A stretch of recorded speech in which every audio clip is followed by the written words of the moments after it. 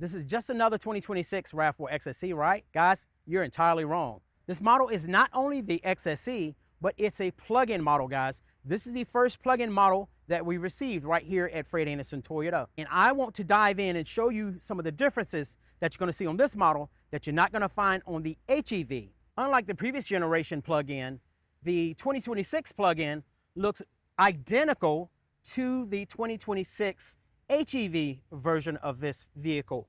But if you look a little bit closer on the left-hand side, the driver's side, you're gonna see a port door for your charging. And we're gonna dive into that a little bit later on in the video. If you look at the plug-in model for 2026 and the HEV model, they look identical, guys.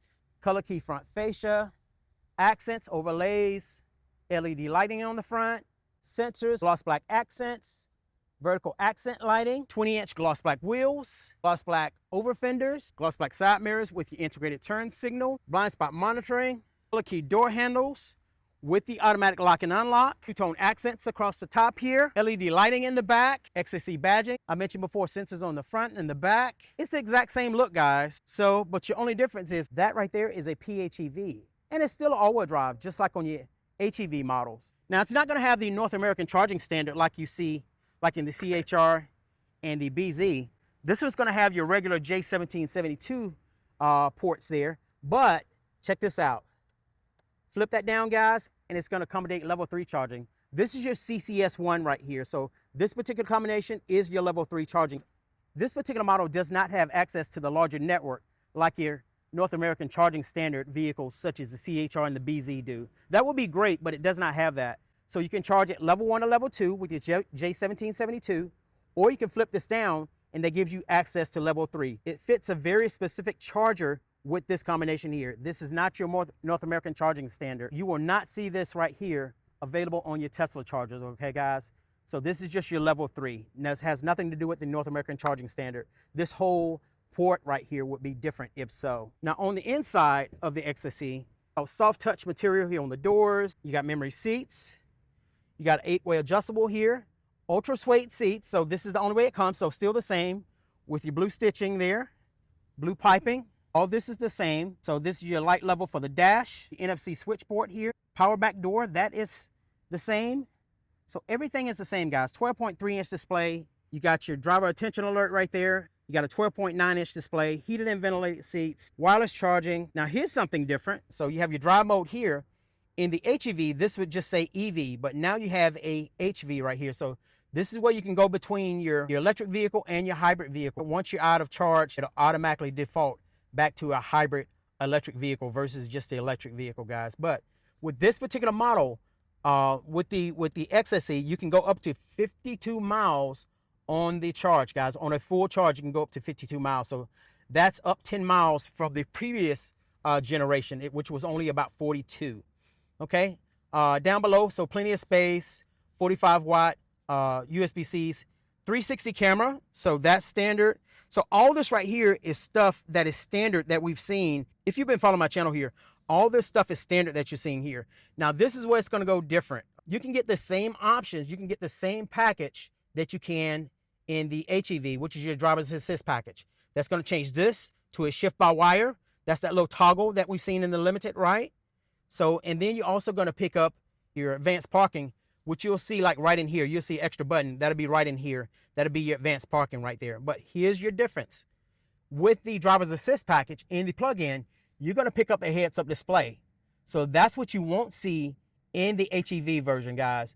You're going to pick up a heads-up display and you're going to have the other options as well. When you pick up the driver's assist and you pick up the heads-up display, a lot of people, including myself, can make the argument that perhaps the XSE is really the true top of the line in the RAV4 lineup, guys, because you cannot get a plug-in model in a Limited model. But I can get the heads-up display in this model, I can get your shift-by-wire, I can get the advanced parking, all the things that the Limited can get, with the exception of heated rear seats and also dual wireless charging, guys. That's the only two things that you can't get on this model, but you get your 20-inch wheels that are standard, get your plug-in charging, which you can go up to 52 miles on a single charge, guys. So that's a really great option on this vehicle. But for that reason, I think maybe the XSE might be the true top of the line. But what do you guys think? So looking in the second row, we should see some of the same things that we saw before. So soft touch, ultra suede seats, 60-40 split. So I can fold that down. 2 seat positions. There's your second seat position. Some USB-Cs, 15 watts in the back. Pockets on the back side of the seats. You got some vents back here in the back. I got some cup holders. More cup holders here on the armrest. So 4 cup holders in the back. Because this is a plug-in hybrid model, you do get your charging cable right here. This is your J1772. You have a level 1 adapter. So if you basically want to use a 120 to actually charge your car, it takes a little bit longer. But you also have a level 2, okay? So that's your level 2 right there, and you can plug these in right here. That's something that you did not see on the previous generation. You could use level 2, but it did not have the adapters like you see here. And as I mentioned before, you do have the ability to be able to use level 3 or DC fast charging on the XSE, and also it's going to be on the Woodland. The SE and the GR Sport will not have DC fast charging. Only the Woodland and the XSE model will have access to the CCS1, which is your level 3 right here. So here's something else that you need to know about the plug-in RAV for 2026. And this is true in the 2025 as well. So this particular tonneau cover, or this privacy cover that you see here, you can take that out and you can conceal it down in the bottom here on the HEV models. Now on the plug-in models, that's not necessarily the case. The battery in the HEV sits under the seats there, so therefore you don't lose the extra room back here in the back. So this battery is a little bit bigger than the HEV battery. So therefore, the battery sits underneath here, and for that reason, the tire sits up a little bit higher. You cannot take this cover and store it in the bottom right here because you don't have the space. So the tire sits up, and therefore that space that you have for the cover in the back, it is taken away because that tire is raised. Just want to let you guys know that there's a little bit of a slope on the back here, and I'll sort of show you that slope. Hopefully you guys can see that slope in the back, and you'll learn why you can't really store that privacy cover like you could in the HEV, guys. So that's one of the other differences in the PHEV compared to the regular HEV in the XSE for 2026. So if you look back here in the back, there's a slight slope there. I don't know if you guys can see that. Let me see if I can show it from the side. So if you look from the side, you can sort of see it there, that little ridge like right in here where it starts to slope here. And if I pull it up, you'll see that the tire does sit up higher than it does in the HEV, okay? And even the little pieces there that you could pull off here, that's designed a little bit different as well.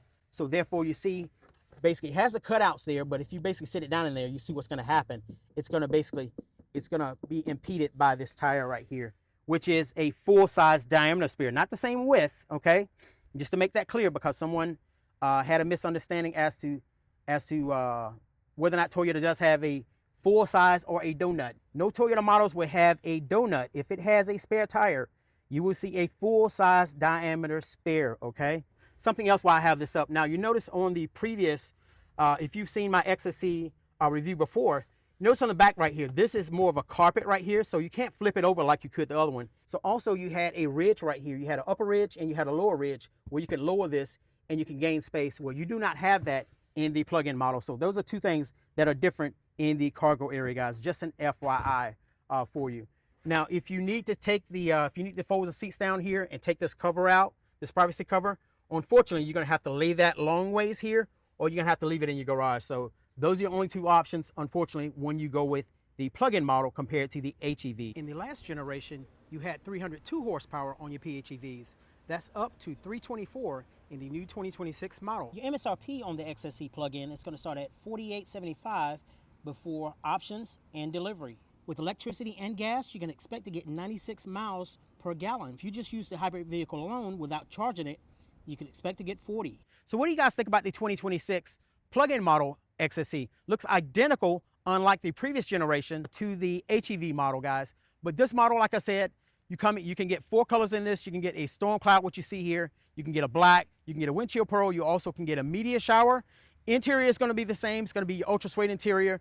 But when you go with your driver's assist package, you're going to pick up the heads-up display, which you cannot get in the HEV version of this particular model. Other than that, guys, it's identical.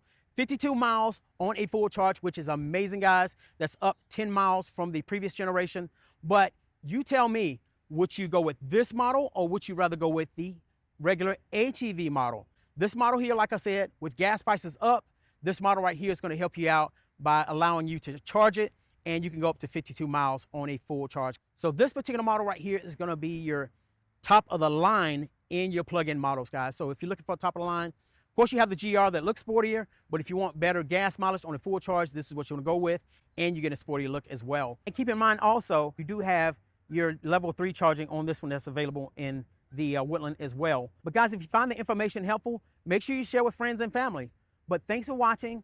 You can find me right here on YouTube, TikTok, Instagram, and Threads, right here at Under Your Drive. Thanks for following, guys. We'll see you next time.